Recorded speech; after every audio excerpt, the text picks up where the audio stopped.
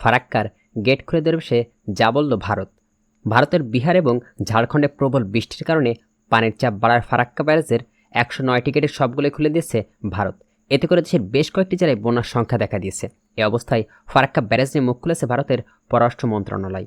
সোমবার 26 আগস্ট এক বিবৃতিতে ভারতের পররাষ্ট্র মন্ত্রণালয়ের মুখপাত্র শ্রী রণধীর জসওয়াল বলেন, আমরা ফারাক্কা ব্যারেজ গেট খোলার সব খবর দেখছি।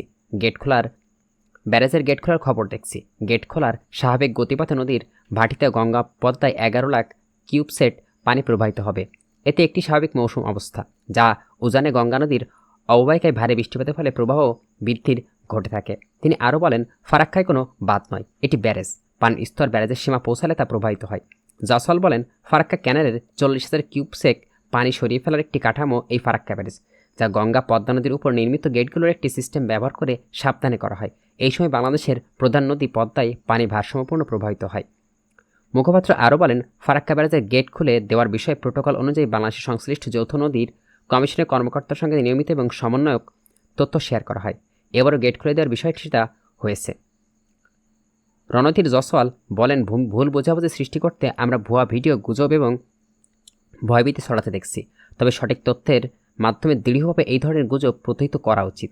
এর আগে ভারতের সংবাদ মাধ্যমের প্রতিবেদনে জানা যায়, প্রবল বৃষ্টি আর বিহার ঝাড়খণ্ড থেকে পানি ছাড়ার কারণে চাপ বাড়ছে ফারাক্কা ব্যারেজে। পানি ছাড়তে হচ্ছে এই ব্যারেজেও। ফারাক্কা বাঁধ প্রকল্পের পানি বিপদসীমা অতিক্রম করায় দৈনন্দিন পানি ছাড়ার পরিমাণ বেড়েছে।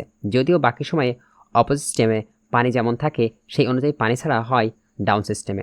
গঙ্গার পানির স্তর বেড়ে যাওয়ায় 11 লাখ কিউবসেট পানি ছাড়া হয়েছে।